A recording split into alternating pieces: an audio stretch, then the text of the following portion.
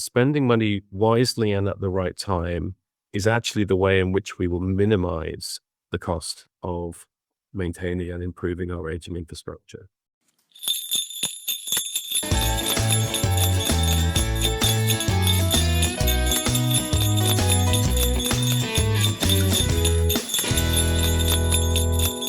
Welcome to Calling All Stations, the Transport Podcast. I'm Christian Walmer, an author and journalist who has covered transport for the past 30 years. In every episode, we try to keep you up to date with the most engaging news stories, policy developments, and interviews in the transport world. And with me is my regular co-presenter, Mark Walker, who has spent decades looking at transport policies and legislation. So, Mark, for the last podcast of the year, what are we covering today? Hello, Christian, and hello to our listeners. For this festive edition of Calling All Stations, first of all, we'll be taking a look back at 2025 and some of the big transport stories that we covered. At the end of the episode, we'll also be looking to the future and what 2026 might bring. But in between, you have an interview with Steve Denton, who's the Vice President of the Royal Academy of Engineering, who's talking about a recent report on Britain's ageing infrastructure and what needs to be done about it. Right, and that's very apposite because there was actually a bridge collapse in Scotland. Unfortunately, it was an unused bridge. It was an old railway bridge, but it actually collapsed into the Spey River. Rather kind of spectacular. Terrifying. Yes, I mean, the pictures are terrifying. I mean, if anybody had been on the bridge or underneath it, they wouldn't be with us today. So it's very apt that we could talk about aging infrastructure. But let's just have a quick look at this year, which I must say has kept us busy, Mark. Not least, we had a great celebration, the Railways 200. Now, I've always thought this is a bit of a con, as you know, because the Stockton and Darlington wasn't really the first railway. In 5 years' time, we're going to repeat the episode with the Liverpool and Manchester 200. And hopefully I'll publish a book or two as well around that, as I have this year. But, this was a fantastic success. I think it got the railways on the map. There was a bit of shortage for funds for it, but then I think the industry did get behind it. There was a great gathering in Derby in early August, which I was at, and it was full, and they had to kind of extend it and get more visitors. And I was very struck with the number of families there and the general interest in railways and young and old. A great event, and shows that there's real potential for this. And there was a train going around Britain with Rail 200 and people dropping in. And there was quite a nice display on the train. So a great success, I think. Yes, I think so. And a chance for us to wonder at the achievements of the railways over the last 2 centuries and the huge contribution that they make to our society and economy. And of course, we were reminded at the end of the year with the incident at Huntingdon of the important contribution that skilled railway personnel make to the safety and operation of the railways day in and day out. No, absolutely. And there was another incident in the same week when it was the derailment in Cumbria. And amazingly, the train stayed upright. And again, the staff dealt with it very quickly and nobody was seriously injured and so on. So, yes, very important that we have the skilled staff. Now, of course, the big event was the railways legislation, and you've been following that very closely. Yes, of course, and we've covered that in detail in an earlier episode. So at last in 2025, we saw the introduction of a railways bill to reform the railways industry's structure, long promised, of course, under the Conservatives and eventually introduced by 2018 government. Yes, it's been a long march. In fact, perhaps we'll have ceremonies to commemorate that process at some point in the future. But the Railways Bill has been introduced since we covered in detail its provisions in a recent episode. It's now had its second reading in the House of Commons, so the principle has been agreed by Parliament, and it'll be undergoing detailed scrutiny by the Public Bill Committee, but also in parallel. Let's do everything in parallel and twice. There's an investigation by the House of Commons Transport Committee. Yes, that's rather strange, isn't it? Aren't they duplicating the work? It is kind of unusual for a current bill to be analysed in this way by a select committee at the same time. But I think it's a reflection of the level of interest in the subject. And the select committee has had a huge number of submissions. Written submissions, and is also having they've had 3 now, and there will be a 4th evidence session in person to make recommendations to the government and to Parliament more generally about particular aspects of the bill. So I think it reflects in a way the significance of this, as you say, Christian, after a very long gestation period. Okay, and we've also had changes to rules around buses this year. Yes, so in local transport, we've seen the passing of the Bus Services Act for England during the course of 2025, which puts on a further stronger statutory footing the move towards bus franchising in English cities and regions, and strengthens the powers of mayors and local authorities. In parallel with that, of course, there was also quite a positive funding settlement for local transport, at least in the city regions of England, in the spending review in the summer. So, of course, what we need to see now is action to turn that promised funding into noticeable improvements for users in reality and in those localities. I mean, it is rather odd that there's legislation to stimulate bus franchising just as the franchising on the railways has kind of been ended, isn't it? This is a contradiction which is pointed out, of course, by the opposition parties, but each of them in a way represents a step towards a greater level of public or state control, full state control in the case of the railways, and a more of a hybrid model when it comes to buses. Yeah. Though, of course, local authorities are being empowered to set up their own bus companies. There are a few that remain That survived very privatisation ways and Cardiff and so on, but Lothian. But in England, there's legislation to encourage them to set up their own companies, which could be bidding for those contracts in the future. And the franchising is a bit different, isn't it? Because it's not about collection of revenue. I mean, the franchising on the railways, the private companies got the money, whereas I think in the bus franchising, generally, the model is that the public sector takes the revenue. More a management contract. Absolutely, more analogous to the London buses model, where of course people often don't realise that London buses are operated by private companies, but under a regime where they all appear to be part of. They're all rounded. They're all red and all operate the same ticketing system and obviously under timetables set up by Transport for London. You mentioned London there, and of course, we mention London a lot on this podcast, although we definitely try hard not to be London-centric, but London is a very interesting place from a transport point of view. And one of the things that has changed recently in London is that Sadiq Khan has decided to start charging electric cars for using the congestion zone, for going into the congestion. Before this, they were completely free, and now they're going to have to pay not quite as much as other cars, but nevertheless.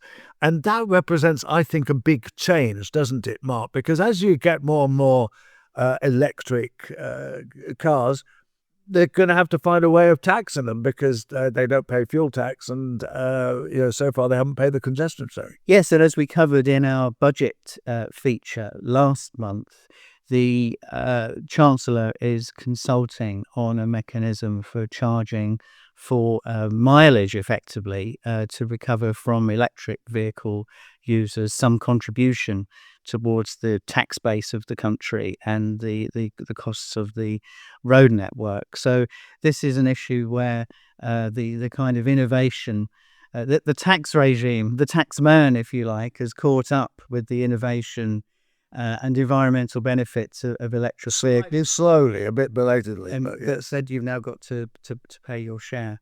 Right. And while also sort of in London, but also across the country, cycling, again, another of my obsessions. London now has 1.5 million cycle journeys a day. That's given, in the context, the tube has 3.5 million. So it's almost half the number of people you crowding onto the tube jump on a bicycle. And this is partly because of Lime bikes, the dockless bikes that are literally littering the town, which is quite a controversial issue because some councils are really getting cross about the number lying around, and pedestrians have complained about it. And really, we need some sort of all London policy and proper regulation of this. But they're not going to go away. I mean, I think, we're seeing them in lots of other towns and cities. They're going to spread. It's a very convenient way of getting around for people. It's part of the future transport mix, don't you think? Well, as in so many respects, London's transport policy can often be the trendsetter for the rest of the country. And I can't be London-centric because I don't live in London and I'm a visitor to London. But I am a visitor to London. One of the things I'm struck by as a user of the public transport system and as a pedestrian is the huge number of cycles that are on the road, sometimes on the pavement nowadays. And not always behaving perfectly, as well, and the huge number of or the range of different bike hire schemes that there are, as well as, of course, the sort of innovative part of the personal transport market, the scooters. And so on, some of which are operating under licensed schemes, but some of which are operating on the basis that people got from a mail order catalogue and, ride around sometimes with a pal on them, totally irresponsibly. And you don't just see that in London, you see that in other cities as well. And I think that, perhaps one of the failures of 2025 is that the UK government, anyway, so far has refused to really address the legislative arrangements covering these the way in which road space is used nowadays, right? And that hopefully, when we come to look to the future, that's something that should be addressed. Well, so just to sum up, Mark, how do you think that Labour has done in its first full year of being in power in terms of transport? God, that's a big question, Christian. I think you could say that they've delivered on the manifesto commitments in relation to rail reform and the progressive return of passenger transport operations to public ownership, and introducing a bill for bus at Great British Railways, as well as the bus legislation, all of which was promised in the manifesto. I think what we'd have to say, though, is that there are certain things that we wouldn't have expected to see in Labour's transport programme. And those are things which are, shall we say, more environmentally questionable. So the headlong growth of civil aviation, for example, which seems to run counter to the green, the net zero emission, but on which Labour was elected, and associated with that, an adoption of road building and road expansion projects. Yes, they've cancelled a number of major highway schemes, Stonehenge very early on, and some others as well. But major projects like the A66 dualling have been allowed to go ahead. And of course, as we've covered a couple of times, the Lower Thames Crossing, which is a gigantic motorway in the southeast of England, which was certainly not a manifesto pledge, and certainly operating it or the private sector building and operating it was not a manifesto pledge. And you mentioned it's inherent, in a sense, contradiction, or to some degree, between having non-franchise railways but franchise buses, but then of course to privatize a huge piece of public infrastructure the Lower Thames crossing certainly seems to run contrary to that. Well, there's another contradiction that happened only this week where they franchised out the London Overground. Well, they've given a management contract to a private operator, First Group, for the London Overground services. Well, indeed, and that's a product of devolution, which is also a big theme of this government and something that they've promoted further in 2025, because London Overground is not under the control of central government, it's under the control of the mayor. Even though it runs on the National Railway. It runs on the national network, and he's a Labour mayor. Yeah. But nevertheless, the mayor decided to proceed with continuing private sector operation of the Overground, as indeed previously was done with the Elizabeth line, which was also relet to the private sector. So yes, there are, nothing is ever simple, is it? Right. And I would sum up. I mean, the first year of transport policy as confused. It's impossible for us to discern a kind of overall strategy because of these contradictions. And, we'll look to the future later.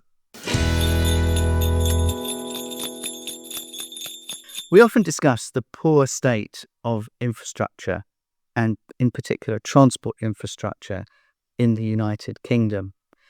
This issue was picked up in a report published in December 2025 by the National Engineering Policy Centre, led by the Royal Academy of Engineering, entitled Reviving Our Ageing Infrastructure.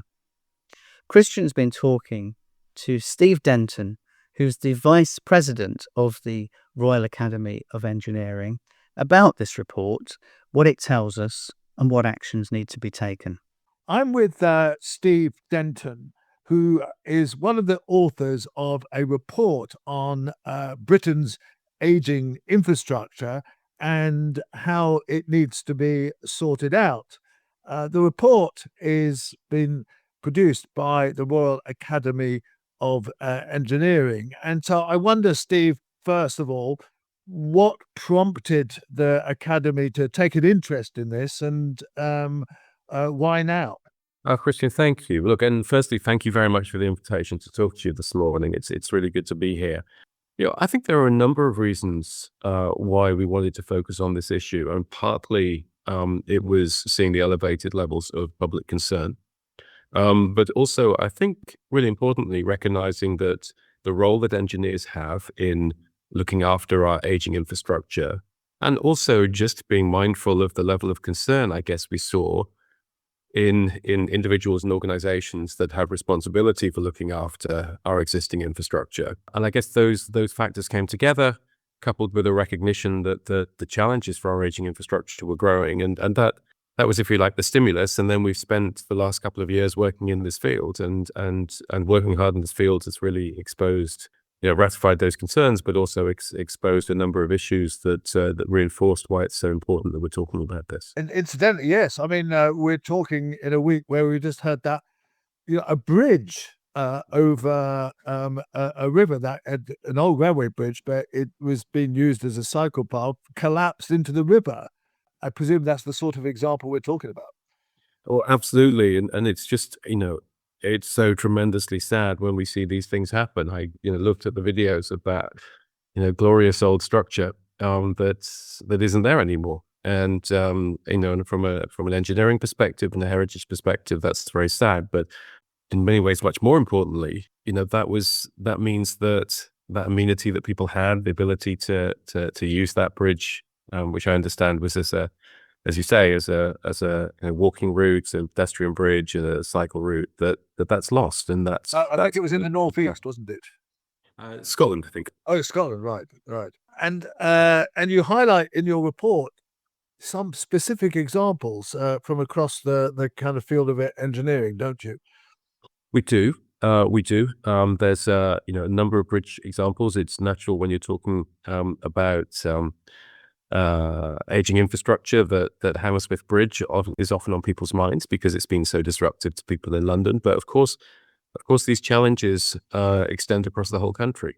So Newton Viaduct on the rail network, that needed That to was be between Didcot and Oxford, wasn't it? Yeah. right, and very, very disruptive. No, Grail had already sort of mobilized. The team and contractor was on site to do works to the structure, but an extreme weather event accelerated its deterioration, and that led to the need to close the structure for a period. And Christian, as you'll know very, very well, that was significantly disruptive. Another noteworthy case that we talk about is Clifton Bridge on the outskirts of Nottingham. Again, it was an inspection. National Highways doing exactly the right things to look after and keep an eye on their structures. Found a concern on that structure, needed to temporarily close it, and the effect of closing that structure was to generate, I think, what at the time was reported as being the most disrupted part of the road network anywhere in Europe. Yes, that was a concrete structure around Nottingham, wasn't it? A kind of bypass. And once you had the bypass closed, then people had to go through the town centre stuff, didn't they? I think that's right. I mean, and I think it's again, it's just to bring home the fact that I guess as an engineer, one thinks about the assets, one thinks about the bridges or the tunnels or the embankments, but of course, what really matters is what they're there for. And when if you have to weight restrict a bridge or temporarily close something or speed restrict a part of the rail network, then of course the implications of that are significant, and it affects people's lives and it affects people's livelihoods. So why do you think we've got into this state? And are you not worried this is just an exaggeration? Look, sometimes bad things happen, and that's just kind of fairly random, and we haven't had major disasters out of any of this. We've just had some mishaps. Are you not exaggerating the scale of what's gone wrong? I don't think so. I don't think it, and of course it's a very, very legitimate question. Are these isolated incidents or are they part of a pattern? Yeah. And looking across many, many cases, and I guess bringing some of my personal professional experiences to bear, I think what we're seeing is an emerging pattern, and it's a pattern that we need to be concerned about. And there are a number of factors that are coming together here.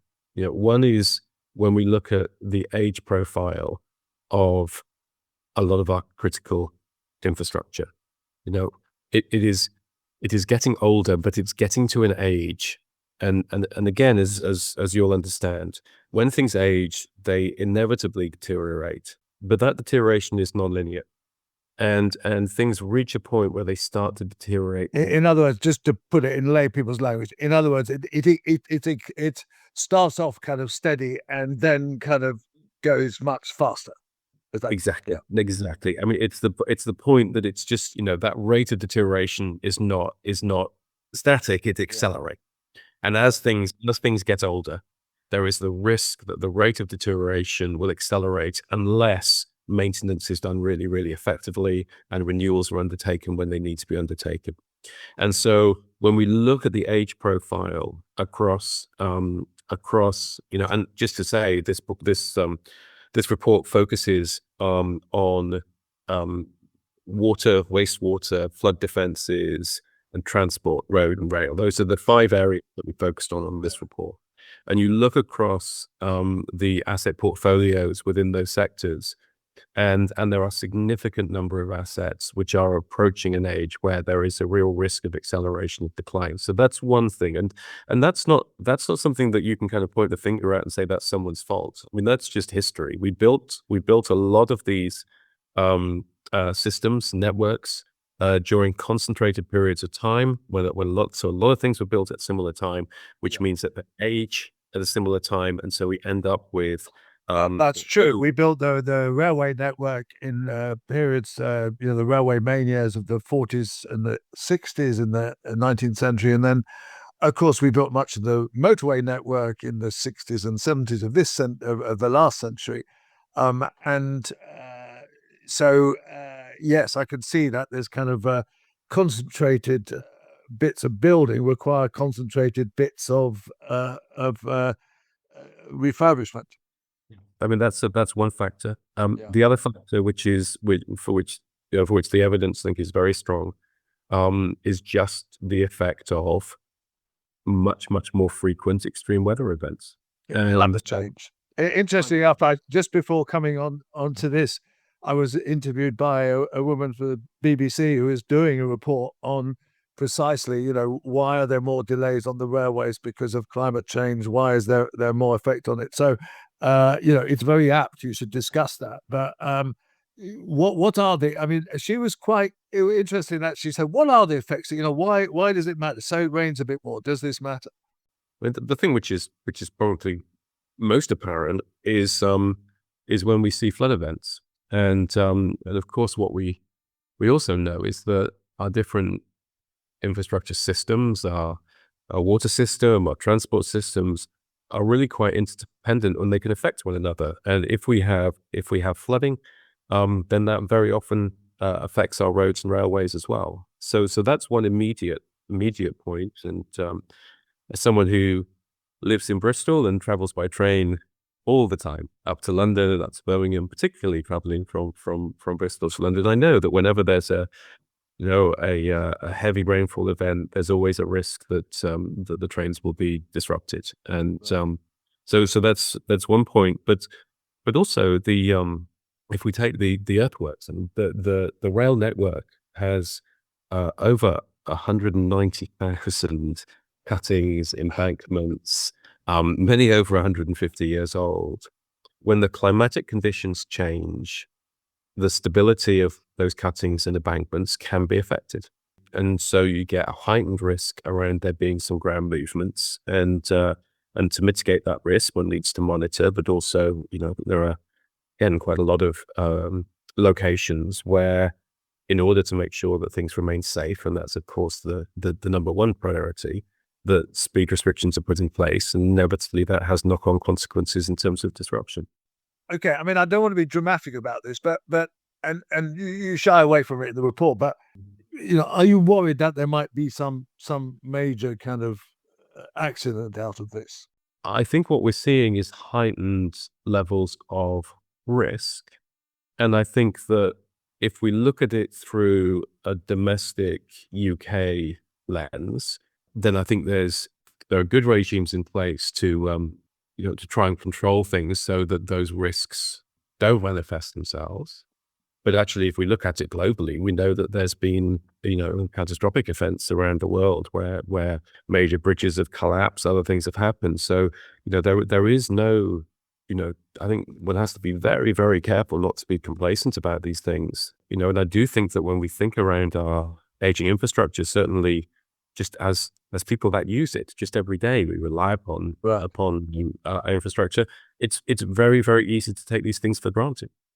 Yes, I mean, we've had a narrow miss only last month where we had a train derailed near the Lake District, and it was on a straight bit of track, so it stayed upright. But if it had been on a curve, I could imagine it would have toppled over, and then it kind of might have caused injuries. And we've also had huge flooding where my sister-in-law lives in Monmouth, and she's a councillor there, and she's still kind of working on clearing up the mess and dealing with the bridges and whatever. So I mean, I can see this point that it is it is something we have to deal with. So okay, so how do we have to deal? And I mean, I asked you at the press conference, is this just about money?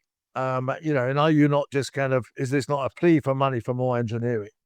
Well, and I think my response to you when you asked me that question was that I think, given the aging profile of the assets, and given the pressures of climate change, and given the heightened expectations and reliance we place upon these networks, I think it is inevitable that we're going to need to spend more money on them than we have done recently. However, the focus of the work that we've done, the purpose of this report, was not to talk too much to the, if you like, the absolute sums of money that are necessary, but to really focus on what can we do to make sure that we're spending that money as wisely as possible. Because yes, the report is good on that. Yes, it does focus on that. And because I think, and what does that mean? Well, firstly, setting context. I think it's, we have to be very, very cognizant that every pound that is spent on maintaining our infrastructure is a pound that isn't spent on hospitals, on social care, Yeah. on schools, on all of those other really important priorities. So we need to make sure that money is spent wisely. And I think that, I guess the way that I tend to look at this is that the question that you need to answer when you're managing an existing piece of infrastructure, an existing bridge, a tunnel, road, railway, you've broadly got to answer two questions. The first question is, what intervention should I make? What action should I take?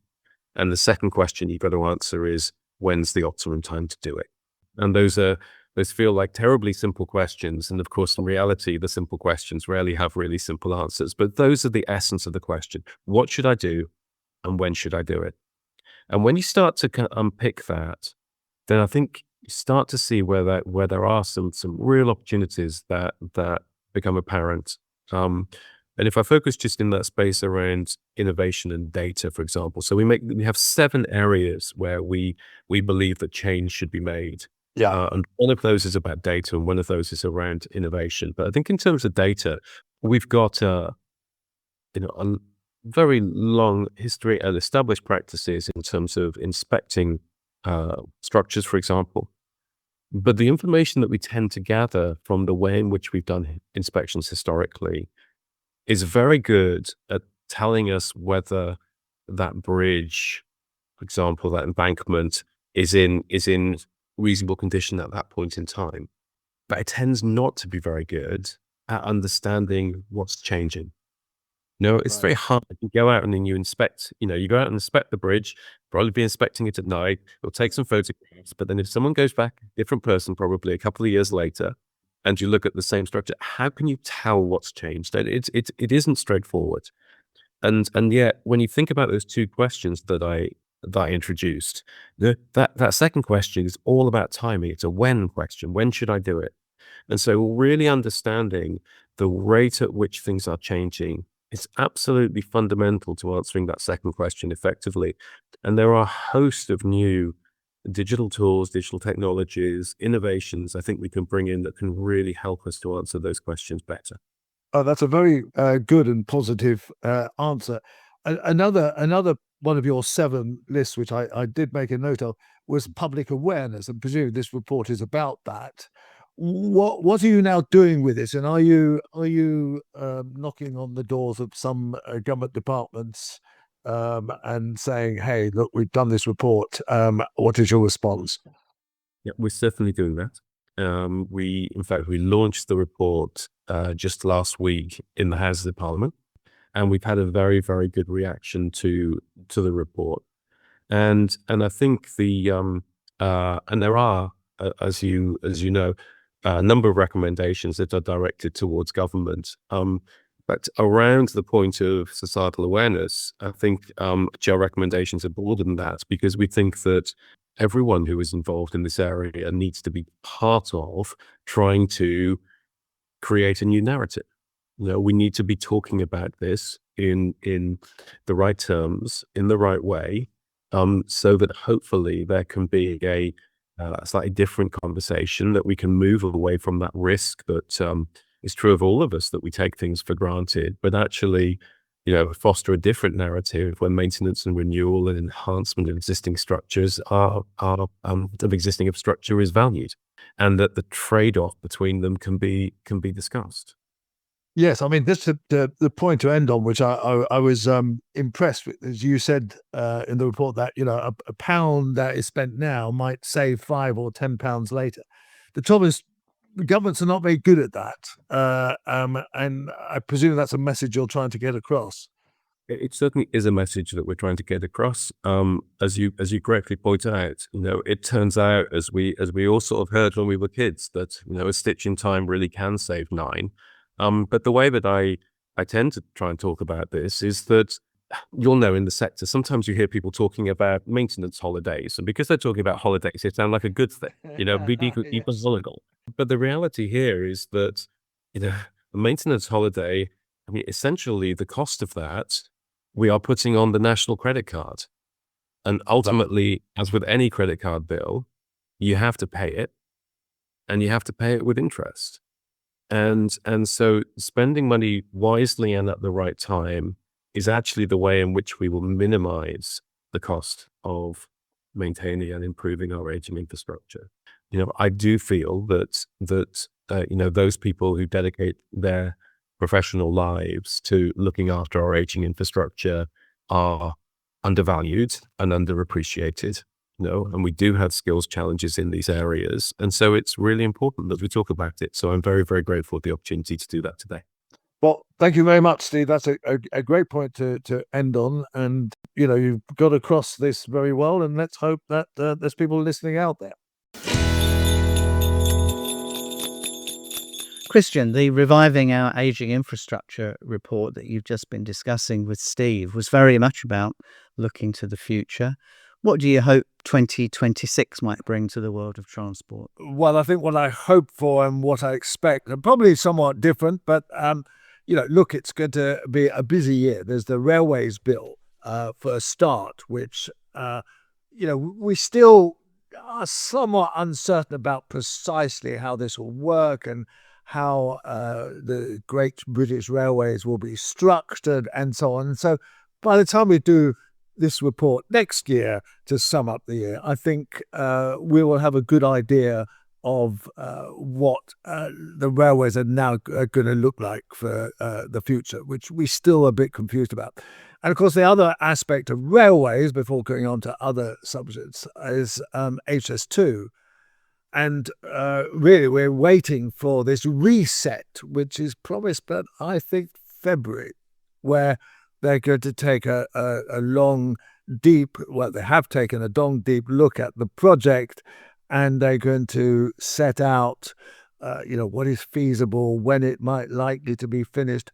Now, on the past, Mark Wilde, who is actually now in charge of it, was in charge of Crossrail when it needed sorted out after the 2018 kind of collapse in the project, and he was very careful over Crossrail not to give a specific end date, and I somewhat suspect that will be the case. But I won't put my life on it, but I very much expect there'll be no railway operating on the line until 2036 at the earliest. But now, on related to HS2, Christian, you've gone into print on the state of Euston as well, haven't you? Absolutely, and that's a really big story, because I wrote a column in Rail magazine about this, open letter to Keir Starmer. And Euston is this mega project which I don't think people understand, because it's like 5 projects in one. It's kind of involves rebuilding the tube station, building the mainline station, building the HS2 station,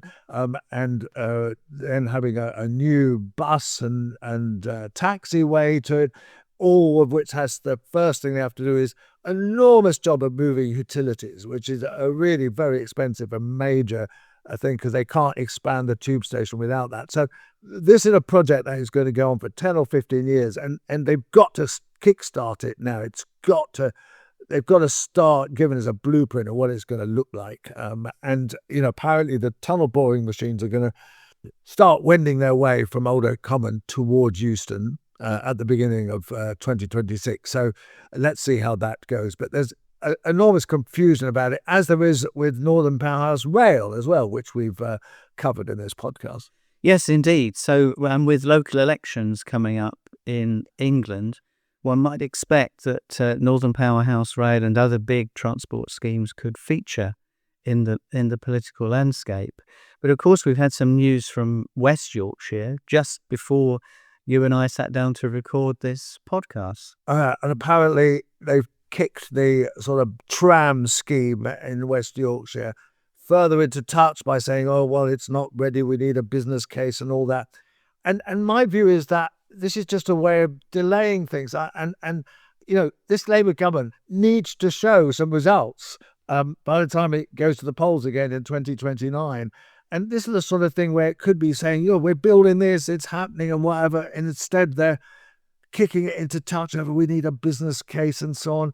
And, in Spain, as I've written in my forthcoming book, to be published in July, fast track. In Spain, they just said, we're going to build a high-speed network.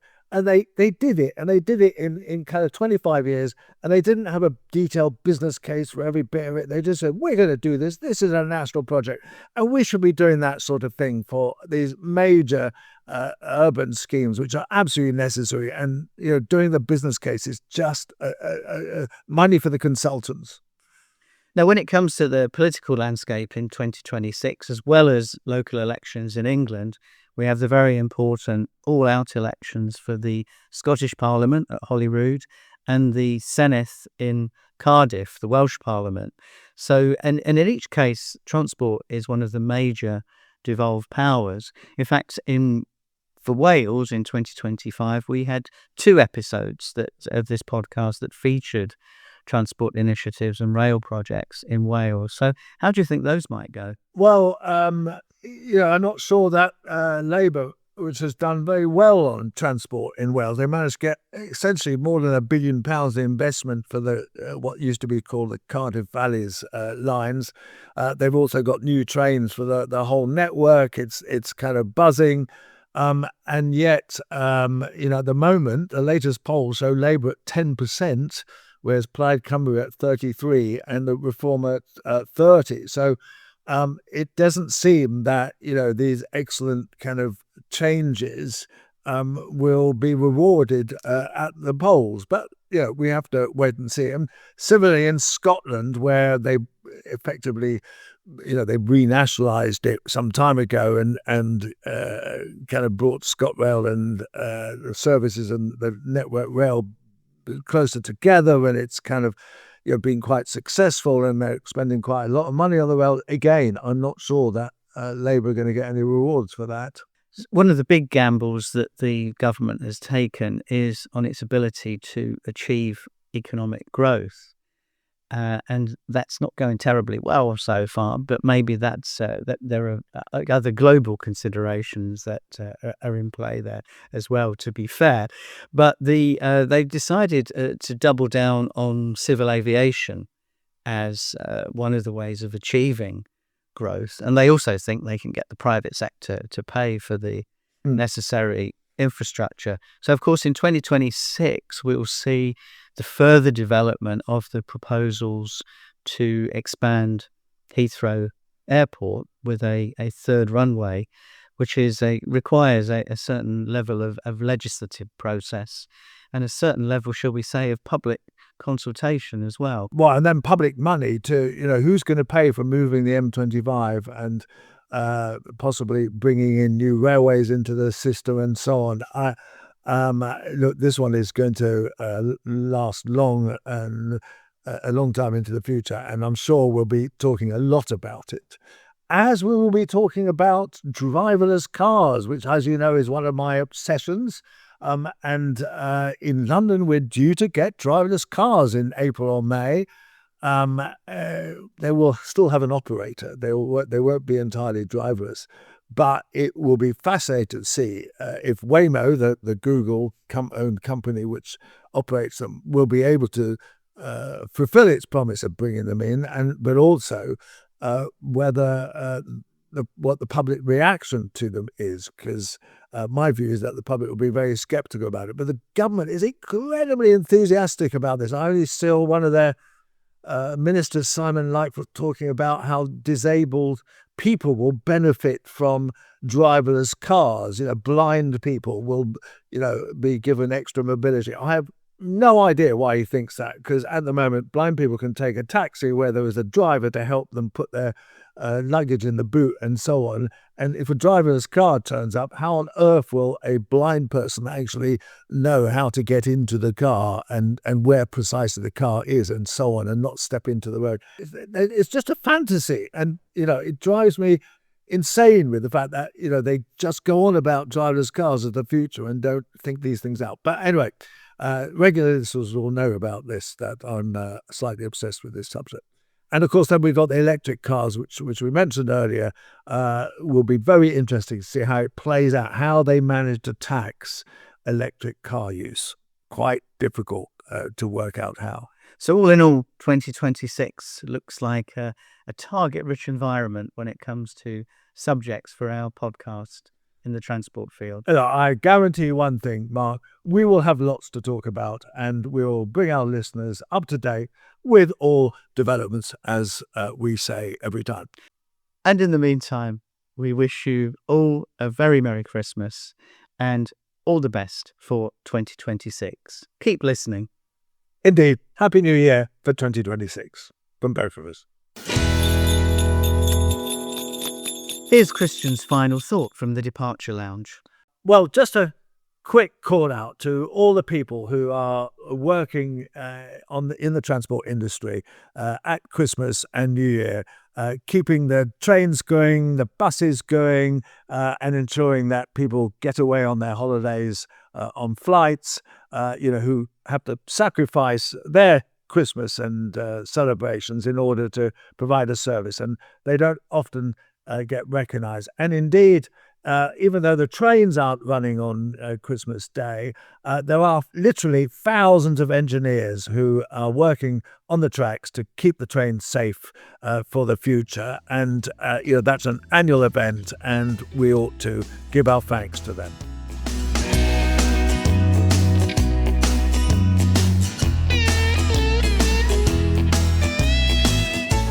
Calling All Stations, the transport podcast with Christian Walmart, is produced by Cogitamus Limited, a leading provider of public affairs consultancy services in the sector. We hope you've enjoyed this episode. If you have, please consider giving us a 5-star rating with whichever platform you use. Do follow us on social media channels, including Blue Sky, Facebook, and X, formerly known as Twitter. Our handle on X is @AllStationsPod.